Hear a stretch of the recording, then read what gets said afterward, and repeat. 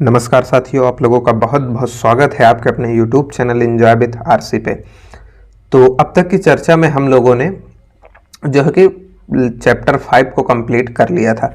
अब आज बारी थी मैथ एनसीईआरटी क्लास 9th की बुक के हिसाब से छठा चैप्टर जो है वो रेखाएं और कोण। इसमें टोटल बात रेखाओं पर होने वाली है और कोण पे। अब रेखाओं के बारे में थोड़ा सा पिछले लेक्चर में बताया गया था, लेकिन हम उसको छोड़ते हैं और यहाँ से एक नई शुरुआत फिर से करते हैं, जिससे कि आप लोग का वो रिवाइज भी हो जाए और यहाँ से फिर एक लय बनी रहती है। अगर चीज़ें शुरू से स्टार्ट की जाएं तो एक लय बनी रहती है, तो उसी लय में अगर चीज़ों को सीखा जाए तो अच्छे से समझ में आती हैं। तो अब रेखा और कोण ये सब होते क्या हैं, आज इन्हीं पे चर्चा होने वाली। हो सकता है ये थोड़ा इसका जो परिचय होगा, इसका जो सेशन होगा परिचय वाला, वो थोड़ा लंबा जाएगा। तो इसमें हो सकता है 2 लेक्चर लगे इसका पूरा परिचय कंप्लीट करने में। तो हम लोग लेक्चर को छोटा ही थोड़ा रखेंगे, जिससे कि ये सब चीज़ें सवालें होती हैं वो समझ में आ जाती हैं। लेकिन अगर जब थ्योरी ज़्यादा होने लगती है तो हमारा माइंड उसे एक्सेप्ट नहीं करता है। तो अभी तक आप लोगों ने अगर टेलीग्राम चैनल को नहीं ज्वाइन किया है तो ज्वाइन कर लीजिए। वहाँ पे आपका कोई भी क्वेश्चन डाउट हो आप उसको पूछ सकते हैं, और जैसे ही आप वहाँ पे पूछते हैं तो उसका तुरंत जवाब दे दिया जाता है। वो कमेंट में उतना ज़्यादा स्पेस रहता नहीं है, तो हमें उम्मीद है कि टेलीग्राम ज़्यादा अच्छा है क्वेश्चन को पूछने के लिए। तो आप कमेंट में भी पूछ सकते हैं, लेकिन जवाब पाना टेलीग्राम पे ज़्यादा आसान है, क्योंकि वहाँ पे इमेज वगैरह भी हम लोग प्रोवाइड करवा सकते हैं। तो आइए फिर आज का ये चैप्टर 6 जो है इसको स्टार्ट किया जाए रेखाएं और कोण के हिसाब से। तो देखिए रेखाएं क्या होती हैं। तो ये रेखाएं 2 प्रकार की होती हैं। एक सरल रेखा होती है और एक होती है वक्र रेखा। वक्र रेखा तो अब इसके बारे में पिछले वीडियो में बताया गया था। तो इस सरल रेखा में कुछ पार्ट होते हैं, जैसे एक होता है रेखाखंड। एक या तो सरल रेखा ही पहले देख लीजिए। तो एक सरल रेखा कुछ इस प्रकार से होती है। इसको हम लोग इनफाइनाइट तक इधर, इनफाइनाइट तक इधर बढ़ा सकते हैं। तो इस तरफ कहीं ये जाकर समाप्त होगी, उस तरफ पॉइंट ए होगा, ये ए पॉइंट पे समाप्त होगी, हालांकि कभी समाप्त नहीं होती, इस तरफ पॉइंट बी होगा। तो इसको डिनोट करने के लिए, ये पिछले लेक्चर में नहीं बताया गया था कि इसको कैसे डिनोट किया जाता है। तो अगर ऐसा कुछ है तो इसको डिनोट करने के लिए हम लोग एक सिंबल यूज करते हैं, ऐसा। यदि ऐसा लगा हुआ है तो इसको हम लोग कहेंगे कि ये एक सरल रेखा AB है। तो ये होता है सरल रेखा का सिंबल। अब इसी सरल रेखा से अगर 2 टुकड़े काट लिए जाएं, जिसका दोनों का एंड पॉइंट निर्धारित कर दिया जाए कि यहाँ पे ये रेखाएं समाप्त हो रही हैं, तब उसे कहते हैं हम लोग रेखाखंड। रेखाखंड। तो अब ये रेखाखंड क्या होता है, एक पूरी लंबी सी सरल रेखा रही होगी जो इनफाइनाइट तक जाती होगी, उसमें से हम लोग इतनी रेखा को काट लेते हैं और इस पॉइंट को नाम दे देते हैं A और इस पॉइंट को नाम दे देते हैं अगर हम लोग B। तो अब ये कहलाएगा रेखाखंड AB। तो रेखाखंड AB को कुछ इस प्रकार से दर्शाया जाता है कि AB के ऊपर एक ऐसी सिंपल लाइन खींच दी जाती है, तो ये दर्शाती है रेखाखंड को। तो यहाँ से ये सरल रेखा को दर्शा रही थी, ये नीचे वाला रेखाखंड को दर्शा रही। अब इसी में एक टर्म और आता है जिसे हम लोग बोलते हैं किरण। किरण भी आप कह सकते हैं या तीर भी कह सकते हैं, एरो मार्क जिसे कहा जाता है। तो वो क्या होता है, ये देखिए दोनों तरफ इसको बढ़ाया जा सकता था, और इसका क्या होता था कि 2 एंड पॉइंट होते थे। अब इसकी परिभाषा पिछले लेक्चर में लिखवाई गई थी, शायद 5.1 में रेखाखंड की परिभाषा देने के लिए एक क्वेश्चन ही था, तो वहां पे इसकी परिभाषा दी गई थी। अब किरण की परिभाषा, तो किरण की परिभाषा आप लोग लिखना चाहें तो लिख लीजिएगा कि इसका एक ही एंड पॉइंट होता है। रेखाखंड में 2 एंड पॉइंट होते थे, किरण में एक ही एंड पॉइंट होता है और एक तरफ ये अनंत तक बढ़ाई जा सकती है। यहाँ पे एक पॉइंट निश्चित होगा A, ये बढ़ाई कहाँ तक जा सकती है, अगर ऐसा B हो तो इसको हम लोग कैसे डिनोट करते हैं, तो ये होता है AB पे ऐसे ही एक एरो मार्क लगा दिया जाता है। तो ये रेखाखंड किरण को दर्शाता है। तो इसकी परिभाषा आप लोग लिखना चाहें तो यहाँ पे नीचे लिख सकते हैं कि किरण की जो परिभाषा होती है, तो ये एक ऐसी सरल रेखा एक ऐसी, चूंकि ये सारे ही सरल रेखा के ही पार्ट हैं, तो एक ऐसी सरल रेखा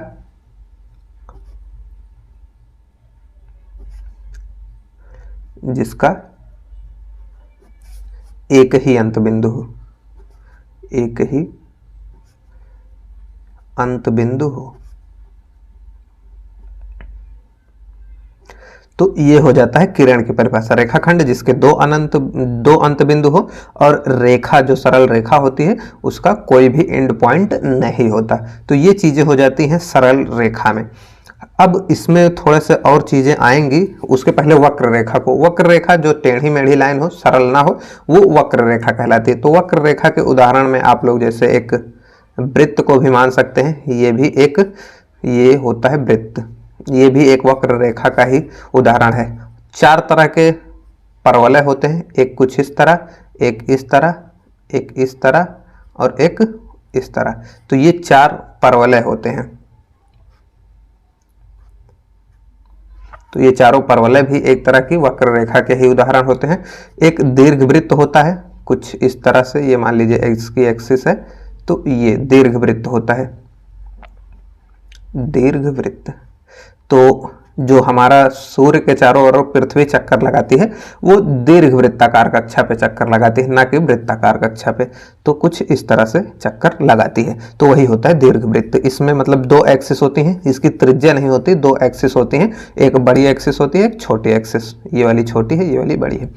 और इसी तरह से हाइपरबोला होता है, तो हाइपरबोला ये एक्सिस होती है, तो कुछ इस तरह से यानी कि बनता है दोनों ओर, या इस तरह से भी आप लोग बना सकते हैं। तो ये हाइपरबोला वाला सेक्शन अभी आप लोगों के लिए थोड़ा सा हम बता दे रहे हैं यहाँ पे, बस ये चीज़ें आती हैं 12th में। जब आप 12 में जाएंगे तो ये चीज़ें पढ़ने को आपको डिटेल में मिलेंगी निर्देशांक ज्यामिति के अंदर। तो उम्मीद करते हैं इसको इतना ही रखा जाए, इस पे कोई बहुत ज़्यादा चर्चा नहीं होगी। अब चर्चा होती है इन पे, क्योंकि हमारे चैप्टर का नाम ही है सरल रेखा, यानी कि रेखाएं और कोण। तो अब रेखाएं तो ये हो गई, अब इनमें ही होता है पॉइंट, यानी कि ये जो पॉइंट थे यही, तो इनमें पॉइंटों को मिलाकर, तो इन सबको पॉइंटों को ही मिलाकर अगर 3 पॉइंट एक वर्ड बनता है, यानी कि संरेख, तो एक वर्ड आता है संरेख। अब इन सवालों को सॉल्व करने में ये पॉइंट आएगा कि संरेख, तो संरेख क्या होता है? संरेख 3 बिंदु आप कह सकते हैं, या 2 से अधिक बिंदु जो एक ही सरल रेखा पर स्थित हों, तो वो संरेख कहलाते हैं। 2 या 2 से अधिक ऐसे बिंदु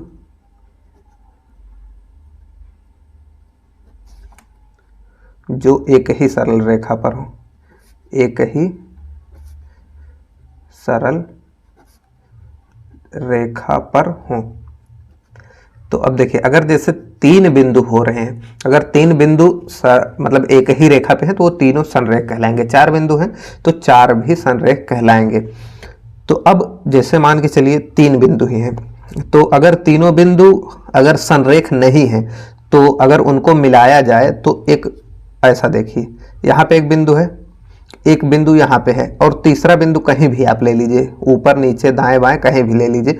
तो मान के चलिए हम लोग यहाँ पे ले रहे हैं, तो अब अगर तीनों को इनको मिलाया जाए तो एक त्रिभुज बनेगा और इसका कुछ ना कुछ क्षेत्रफल होगा।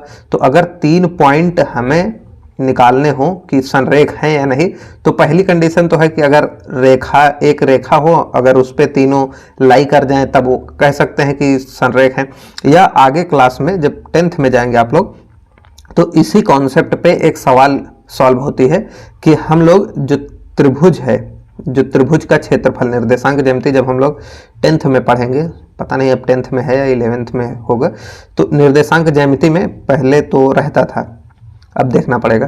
तो यहाँ पे अगर हम लोग इसके हिसाब से अगर उसको सॉल्व करेंगे तो हम लोग क्या करते हैं कि अगर 3 बिंदुओं को संरेख हमें दिखाना है तो हम लोग क्या करते थे कि त्रिभुज का क्षेत्रफल 0 दिखा देते थे, क्योंकि अगर तीनों बिंदु संरेख होंगे, ऐसा 3 बिंदु संरेख हैं, एक ही रेखा पे हैं, तो इनसे कोई त्रिभुज बन ही नहीं रहा, और जब त्रिभुज नहीं बन रहा है तो उसका क्षेत्रफल 0, यानी कि त्रिभुज तो आप कह सकते हैं कि बन रहा है, लेकिन जब तीनों संरेख हैं तो उसका जो है क्षेत्रफल 0 हो जाता है। इसी प्रकार चतुर्भुज में अगर आए केस तो आप लोग दिखा दीजिए आयत का क्षेत्रफल या चतुर्भुज का जो भी क्षेत्रफल हो उसको 0 दिखा दिए जाता है। तो ये होता है संरेख, यानी कि एक ही रेखा पे जब 3 या 2 या 2 से अधिक बिंदु होते हैं तो वो संरेख कहलाते हैं। अब बात आती है कोण क्या होता है।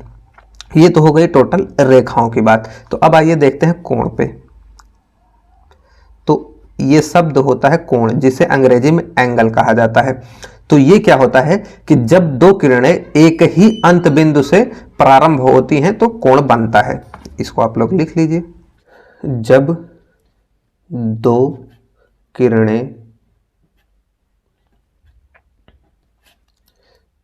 एक ही अंत बिंदु से प्रारंभ हो, एक ही अंत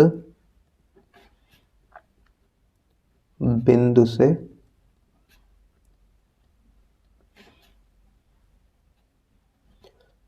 प्रारंभ हो तो वहां कोण बनता है, वहां पे कोण बनता है। तो अब कोण को समझने के लिए हम लोग इसको डायग्राम बनाते हैं इसका कोण का।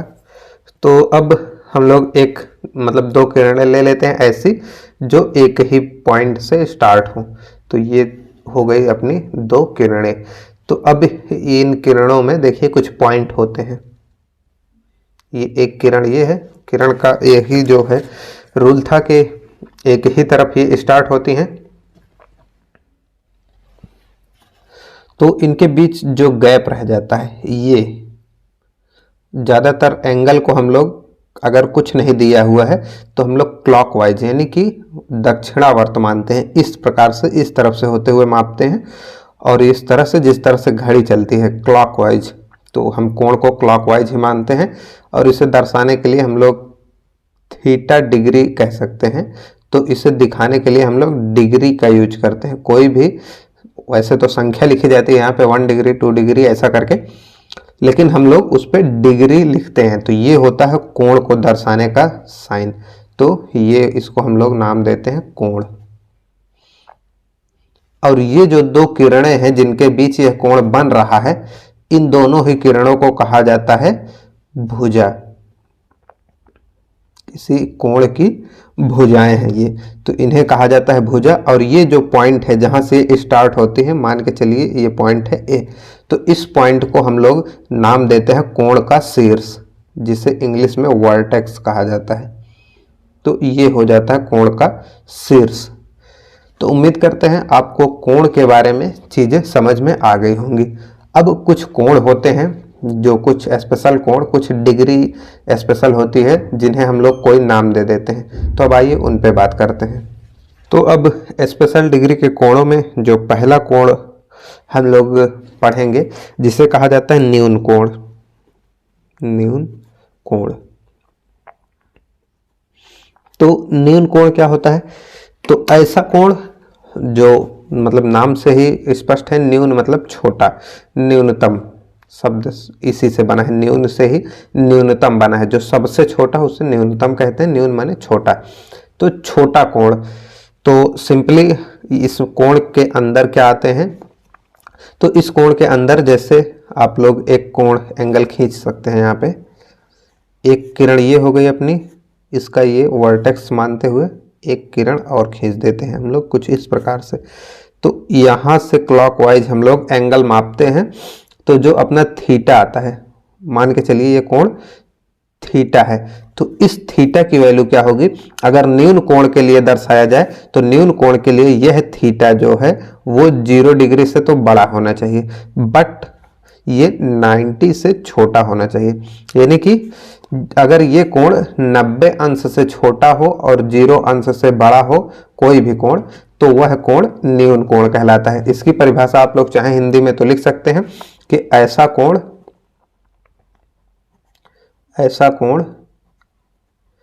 जो 0 अंश से बड़ा, डिग्री को हिंदी में अंश कहा जाता है, 0 अंश से बड़ा किंतु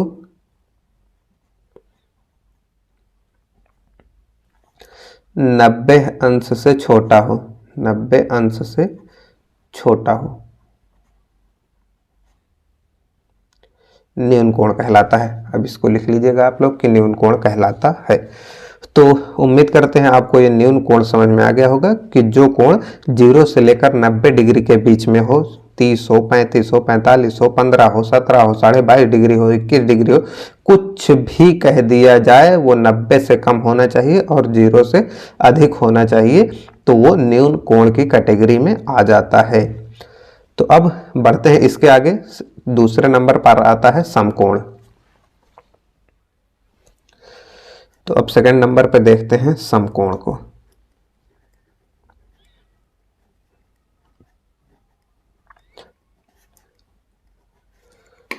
अब ये समकोण क्या होता है? समकोण जैसे कि हम लोग ऐसा देखें तो समकोण ऐसा कहीं ना कहीं अब तक की चर्चा में तो बात हुई ही है। अगर दो किरणें ये हैं और ये इनका वर्टेक्स है यानी कि शीर्ष है, कुछ भी पॉइंट ए मान लीजिएगा, पिछले वाले एंगल में भी आप इस वर्टेक्स को ए से दिखा दीजिएगा। अब उसके बाद ये दो किरणें हैं तो ये जो एंगल बनता है ये 90 डिग्री का होता है और इसी को हम लोग कहते हैं समकोण। समकोण। तो अगर ये 5 डिग्री का हुआ, एक सिंबल ले लीजिए फाई, तो ये अगर 5 डिग्री का हुआ तो यहाँ पे समकोण के लिए हम लोग लिख सकते हैं कि जो फाई का मान होगा वो 90 डिग्री होगा। तो जो कोण 90 डिग्री के एग्जैक्ट बराबर होगा वो कहलाता है अपना समकोण। तो इसे हम लोग ऐसा कह सकते हैं कि ऐसा कोण जिसका मान 90 अंश हो, ऐसा कोण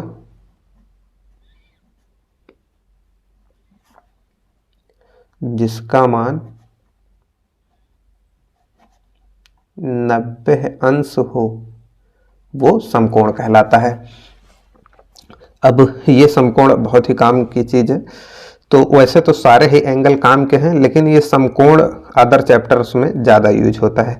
तो ये चीज़ें आप सारी ही चीज़ें इंपॉर्टेंट हैं, आप सारी चीज़ों को देखते चलिए। अब तीसरे पे बात आती है अधिक कोण की। तो आइए देखते हैं अधिक कोण क्या है। तो अब थर्ड नंबर पे है अधिक कोण।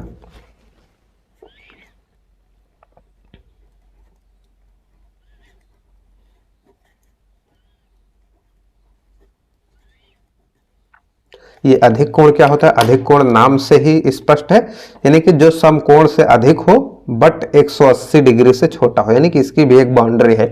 ये 90 से तो ज्यादा होना चाहिए लेकिन 180 से कम होना चाहिए। तो 90 डिग्री की जो किरणें थी देखिए बिल्कुल परपेंडिकुलर ऐसे लंबवत थी, तो 90 डिग्री का बना रहा था। अब 90 से अधिक होगा तो ये रेखा इस तरफ झुकेगी क्योंकि हम लोग लेते हैं दूरियां क्लॉकवाइज, तो हम लोग इसको भी क्लॉकवाइज लेंगे। तो एक किरण ये है और इसी के स्टार्टिंग पॉइंट से एक किरण ये जा रही है, तो कुछ ये गई और इस स्टार्टिंग पॉइंट को नाम दे देते हैं एक। तो ये थोड़ा कर्व किस तरह दिख रही है? ये बिल्कुल सरल रेखा है, आप लोग पटरी से खींचेगा। तो अब इसको क्लॉकवाइज डायरेक्शन में कुछ इस तरह से मापेंगे हम लोग। तो यहाँ से मान के चलिए अपना जो एंगल है वो x आ रहा है, तो x डिग्री अगर इसका एंगल आ रहा है तो अधिक कोण के लिए हम लोग बात करें तो ये 90 डिग्री से तो बड़ा होना चाहिए। 90 डिग्री से जो x डिग्री है वो बड़ा होना चाहिए बट 180 से छोटा हो। तो अगर इसको हम लोग लैंग्वेज में लिखें तो इसके लिए ऐसा लिखेंगे कि ऐसा कोण जिसका मान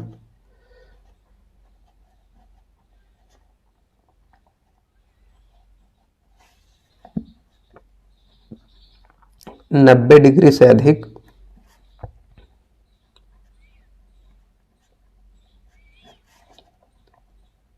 किंतु 180 डिग्री से छोटा हो, 180 अंश से छोटा हो।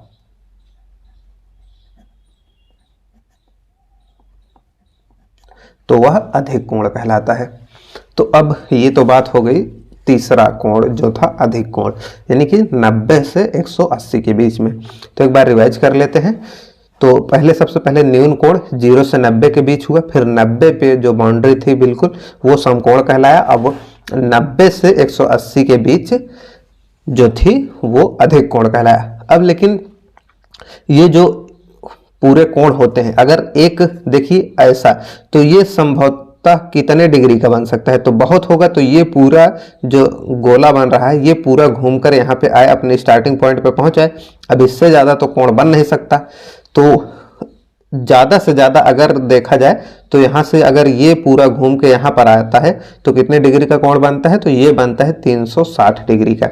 और अगर हमें ज़्यादा दिखाना है तो इसी रेखा पे हम लोग बार बार ये बना देते हैं कि ये इतनी बार घूमा है। तो ऐसा मतलब घड़ी की सुइयों में होता है, तो वो सब चीज़ें बात की बात है। लेकिन अगर ये पूरा घूम कर आए, ये वाली किरण इसी पे आ जाए, तब क्या बनता है, तो ये 0 डिग्री बनता है, या आप इसे 360 डिग्री भी कह सकते हैं। यानी कि दोनों रेखाएं अगर एक दूसरे पर ही आकर मतलब सुपरपोज हो जाएं, यानी कि संपाती हो जाएं, तो यहाँ पे 360 या 0 डिग्री का एंगल बनता है। तो इसको थोड़ी देर के लिए बाद में रखते हैं।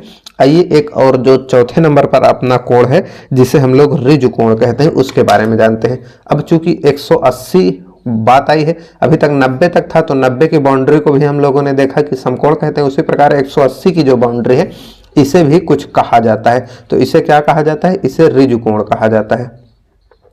तो इसे ऋजु कोण कहा जाता है।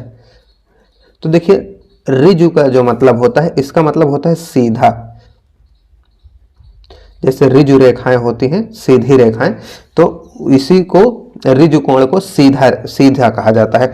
तो सीधी रेखा पे जो कोण बन जाए वही ऋजु कोण कहलाता है।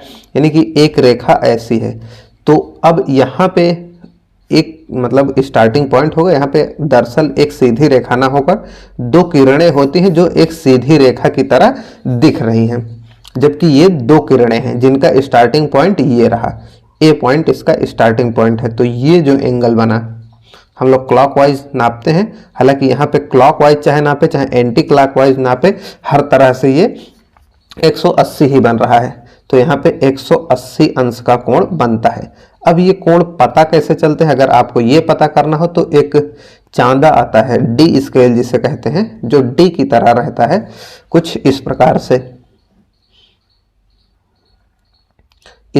रहता है। यहाँ पे ऐसे कुछ बना रहता है, 90 डिग्री यहाँ पे लिखा, यहाँ पे सब कुछ लिखा रहता है। तो आप उसको जब इस पे लगाएंगे तो ये इस तरफ 180 डिग्री मापता है, इस तरफ 0 डिग्री मापता है, ऊपर 90, और यहाँ पे बीच में 10-10 करके ऐसे खाने बने रहते हैं। तो इस तरह से ये मापने के लिए एक यंत्र है जिसे हैंड टूल कहा जाता है, यानी कि हाथ से चलाया जाने वाला यंत्र है जो कोणों को मापता है। तो उससे पता चलता है कि ये अगर सीधी रेखा है तो उस पे 180 डिग्री बनता है, जिसे हम लोग नाम देते हैं ऋजु कोण। दिख ना रहा हो तो थोड़ा सा ऊपर करके, तो ये 180 डिग्री का बना, ये था इसका वर्टेक्स ए। तो अब उम्मीद करते हैं ये चारों कोण आप लोगों को अच्छे से समझ में आ गए होंगे। अब एक कोण और थोड़ा इसी में बढ़ाया जाए, तो अगर 5वें नंबर पे हम किसी कोण को रखना चाहेंगे तो वो होता है प्रत्यावर्ती कोण। प्रत्यावर्ती कोण, प्रत्यावर्ती कोण। तो अब तक देखा आप लोगों ने, जितने भी कोण बन रहे थे वो सारे के सारे घड़ी के चलने की दिशा में, यानी कि दक्षिणावर्त, यानी कि जिसे इंग्लिश में क्लॉकवाइज कहा जाता था, ऐसे बन रहे थे। लेकिन अगर ये जब एक ऋजु कोण से अधिक हो जाता है तो ये थोड़ा उल्टा बनने लगता है, तो इसी को हम लोग प्रत्यावर्ती कह सकते हैं। तो यानी कि अगर हम लोग वैसे तो जिस तरफ छोटा होता है ज़्यादातर उसी तरफ से मापते हैं। अब जैसे यही कोण था, अब पुराना वाला कोण ही ले लिया जाए, तो अगर जो न्यून कोण था उसको नाम दिया गया था, तो ये देखिए अगर ये ऐसा है तो ये, तो इसको भी हम लोग मापते हैं। अगर ज़्यादातर हम लोग जब सवालें सॉल्व करने लगेंगे तो अगर ऐसा कुछ दिया होगा तो ज़्यादातर हम लोग यही कोण बताएंगे। लेकिन आप ध्यान दीजिए, क्लॉकवाइज ही एक कोण इस तरफ भी बन रहा है, तो ये भी तो क्लॉकवाइज ही बन रहा था। हालांकि ये भी क्लॉकवाइज बन रहा था, लेकिन ये भी तो क्लॉकवाइज ही बन रहा था। तो जब कोण एक ऋजु कोण को पार कर जाता है तो इसमें क्या करते हैं हम लोग, इसको प्रत्यावर्ती कोण का नाम देते हैं। तो अगर ये यहाँ पे पूरा मान के चलिए ये y डिग्री का अगर एंगल बना रहा है तो हम लोग इसको लिख सकते हैं कि जो हमारा प्रत्यावर्ती कोण होगा y डिग्री, ये तो 180 से बड़ा होगा और छोटा किससे होगा, 360 से। तो प्रत्यावर्ती कोण ऐसा कहलाता है जो 180 डिग्री से बड़ा हो और 360 डिग्री से छोटा हो।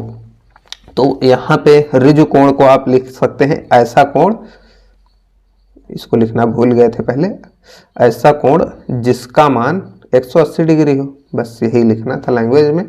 आप लोग अगर नोट्स बनाना चाहें तो इसको लिख सकते हैं उसमें, एक ऐसा कोण जिसका मान 180 डिग्री हो। और यहाँ पे प्रत्यावर्ती कोण एक ऐसा कोण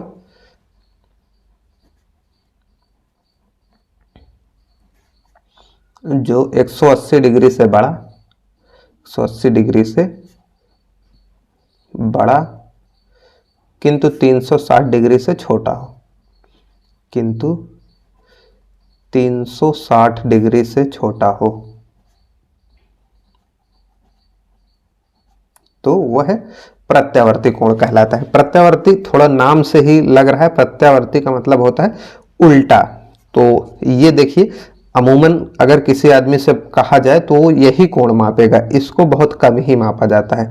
तो आप ये भी कह सकते हैं कि ये उसके विपरीत साइड में बन रहा है, इसीलिए इसको प्रत्यावर्ती कोण नाम दिया जाता है। तो ये हो जाता है अपना प्रत्यावर्ती कोण। तो अब अगर हमें ये वाला एंगल दे दिया जाए और प्रत्यावर्ती कोण इसका निकालने का पूछे तो हम लोग 360 में घटाकर उसको निकाल सकते हैं। तो हो सकता है कहीं बीच में अगर इसका काम आए कि अगर प्रत्यावर्ती कोण का मान पूछा जाए और एक जो ये दोनों किरणों के बीच बनने वाला एक कोण दिया गया हो और उसका प्रत्यावर्ती कोण पूछा जाए तो हम लोग उसे 360 में से घटाकर निकाल सकते हैं। तो ये हो जाता है अपना पांचवा कोण। तो अब तक 5 प्रकार के कोण हम लोगों ने देख लिए हैं।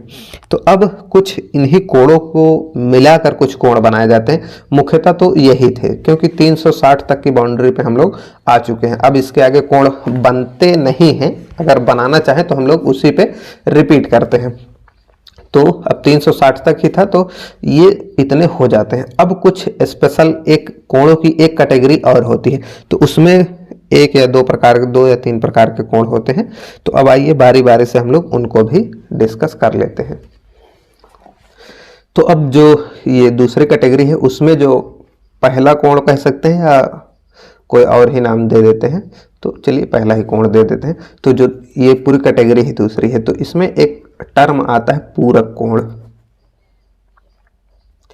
तो पूरक कोण, तो पूरक कोण क्या होते हैं, 2 ऐसे कोण, यानी कि इसको पहले लैंग्वेज ही लिख लिया जाए फिर उसके बाद आप लोगों को इसका चित्र दिखाते हैं। तो 2 ऐसे कोण यानी कि 2 कोण होने चाहिए कम से कम। तो 2 ऐसे कोण जिनका योग एक समकोण के बराबर हो, जिनका 2 ऐसे कोण, ये ठीक था, गड़बड़ हो गया। 2 ऐसे कोण जिनका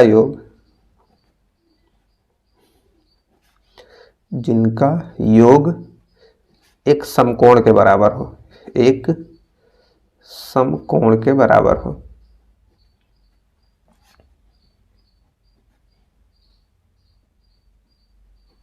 एक समकोण के बराबर हो तो वो पूरक कोण कहलाते हैं। तो वे एक दूसरे के पूरक कोण कहलाते हैं, एक दूसरे के पूरक कोण कहलाते हैं।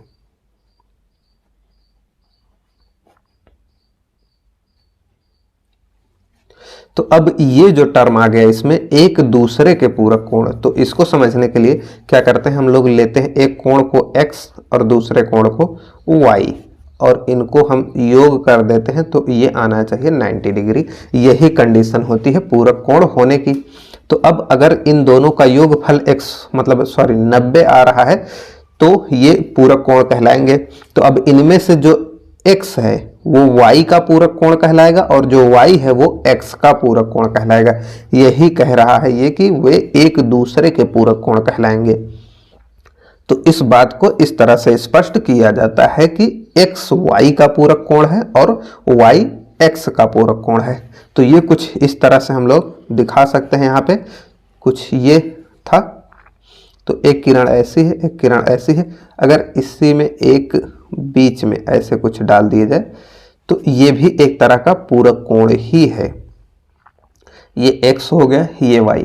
तो यहाँ पे अगर किसी भी चीज की वैल्यू ना भी दी जाए तब भी हम ये कह सकते हैं कि x और y एक दूसरे के पूरक कोण हैं। किंतु अगर इसी को कुछ ऐसा बांटा जाए तो इस तरह से, तो यहाँ पे कुछ कोण बन रहा हो और एक कोण यहाँ पे बन रहा हो, तो ये मान के चलिए 30 डिग्री का बन रहा हो, ये 60 डिग्री का, तो ये दोनों भी एक दूसरे के पूरक कोण हैं। अब आपसे क्वेश्चन में ऐसा पूछा जा सकता है कि 30 डिग्री का पूरक कोण, 30 डिग्री का पूरक कोण बताइए।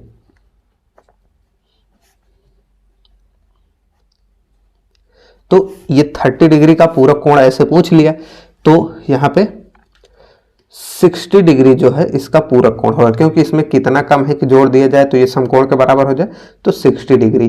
तो अब उम्मीद करते हैं आपको यह बात समझ में आ गई होगी कि x का पूरक कोण y, यानी कि x की वैल्यू दी गई थी 30 डिग्री और ये कहा गया था कि ये दोनों पूरक कोण होने चाहिए। इसमें कितना, मतलब पूरक कोण पूछने का मतलब ही यही है कि इसमें कितना जोड़ दिया जाए कि ये समकोण हो जाए। तो यहाँ पे 60 डिग्री हम लोग जोड़ दें तो ये हो जाता है एक समकोण। तो यहाँ पे हम लोग कह सकते हैं कि 30 डिग्री का पूरक कोण 60 डिग्री है और 60 डिग्री का पूरक कोण पूछा जाए तो 30 डिग्री है।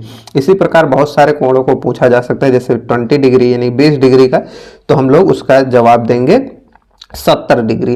और इसी प्रकार अगर 10 डिग्री का पूछ ले तो हम लोग जवाब देंगे 80 डिग्री। तो ये सब चीज़ें चलती रहेंगी ऐसे ही, यानी कि अगर किसी भी चीज़ का पूछा जाए तो हम ये देखेंगे कि वो उसमें कितना जोड़ा जाए कि 90 डिग्री हमें प्राप्त हो जाए, तो वही उसका पूरक कोण होता है। तो उम्मीद करते हैं पूरक कोण पे जो चीज़ें थी वो आप लोगों को अच्छे से समझ में आ गई होंगी। तो अब इसका जो दूसरा है इस कैटेगरी के कोण में, तो उस पे बात करते हैं। तो दूसरी कैटेगरी के कोण को हम नाम देते हैं समपूरक कोण। अभी तक पूरक था, अब समपूरक, समपूरक कोण।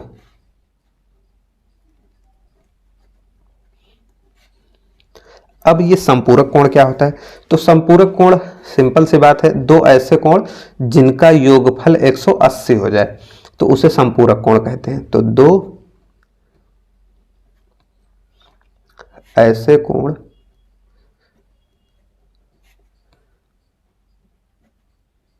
जिनका योगफल 180 डिग्री हो,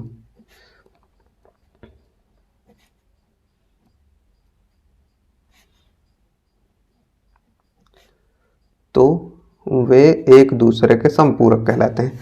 तो वे एक दूसरे के समपूरक कहलाते हैं।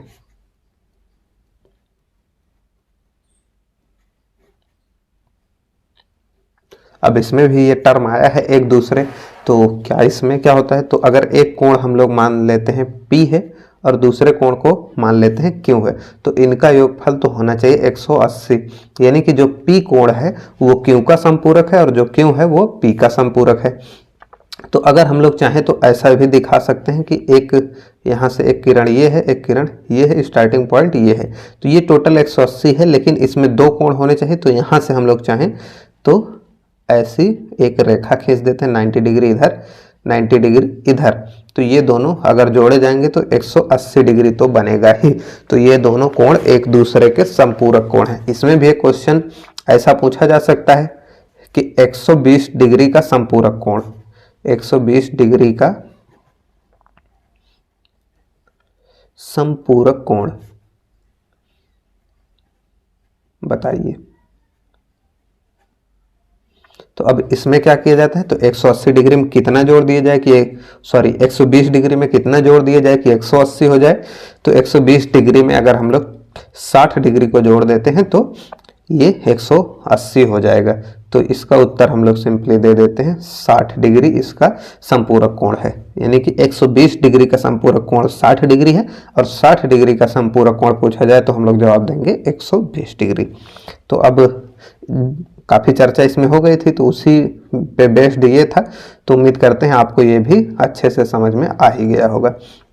तो अब इसी में एक और टर्म आता है, एक होता है आसन्न कोण। तो अब आइए उस पर बात करते हैं।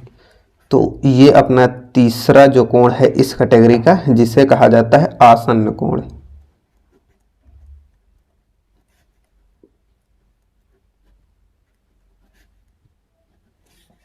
तो अब ये आसन्न कोण क्या होता है?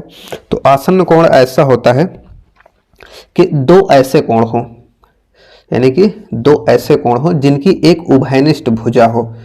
इसको आप लोग पहले चित्र से देख के समझ लीजिए। तो यहाँ पे एक मतलब एक ही वर्टेक्स हो और दो कोण हो और जिनकी एक उभयनिष्ठ भुजा हो। तो इस प्रकार से कुछ एक चित्र बना देते हैं। तो अब ये जो एंगल है, एक एंगल ये है और एक एंगल ये वाला है। थोड़ा सा अलग इसको दिखाते हैं डबल लाइन से। तो एक एंगल ये है, एक एंगल ये है। अगर हम लोग इसको डिनोट करना चाहें तो इसको थीटा से डिनोट कर देते हैं या इसको अल्फा से डिनोट कीजिए। बहुत सारे कोण हो गए हैं तो थोड़ा सा सिंबल बदल देते हैं, इसको अल्फा से और इसको बीटा से। तो ये जो अल्फा और बीटा हैं आसन्न कोण कब कहलाएंगे? जब इनकी एक उभयनिष्ठ किरण हो, यानी कि जो जिन किरणों के बीच ये बन रहे हैं उनकी एक उभयनिष्ठ किरण हो, यानी कि ये किरण इसके लिए भी काम आ रही है और इसके लिए भी काम आ रही, और इनका जो वर्टेक्स हो, जो शीर्ष हो, ये है इनका शीर्ष, और ये तो तीनों भुजाएं हैं। तो ये भी भुजा है, ये भी भुजा है, ये भी भुजा है, लेकिन इस भुजा में कुछ विशेषता है, ये उभयनिष्ठ है। तो इसको नाम देते हैं उभयनिष्ठ भुजा, उभयनिष्ठ भुजा। तो आसन्न कोण होने का क्या मेन वो है? तो इसमें एक उभयनिष्ठ भुजा होनी चाहिए। दो कोण ऐसे हो कि जिनकी एक उभयनिष्ठ भुजा हो और दोनों का शीर्ष जो हो वो भी उभयनिष्ठ ही हो, यानी कि एक ही शीर्ष पे दो एंगल बन रहे हो। तो शीर्ष तो अपना पॉइंट ए ही है और इस पे दो एंगल बन रहे हैं अल्फा और बीटा, जिनकी एक उभयनिष्ठ भुजा ये वाली है। तो उम्मीद करते हैं आपको ये समझ में आ गया होगा। इसकी परिभाषा लिखना चाहें तो इसको लिख सकते हैं ऐसा कोण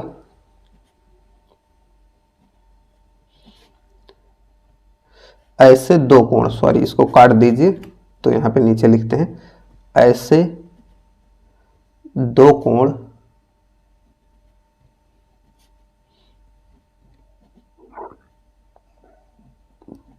जिनकी एक उभयनिष्ठ भुजा हो, जिनकी एक उभयनिष्ठ भुजा हो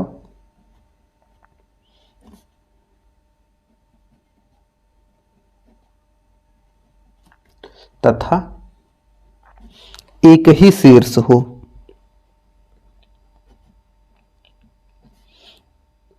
इसको हम लोग एक ही शीर्ष या एक ही उभयनिष्ठ शीर्ष भी लिख सकते हैं। एक ही शीर्ष हो तो ऐसे कोण क्या कहलाते हैं? आसन्न कोण कहलाते हैं। तो इस कैटेगरी के तीन कोण थे जिसपे तीनों पे चर्चा हो चुकी है।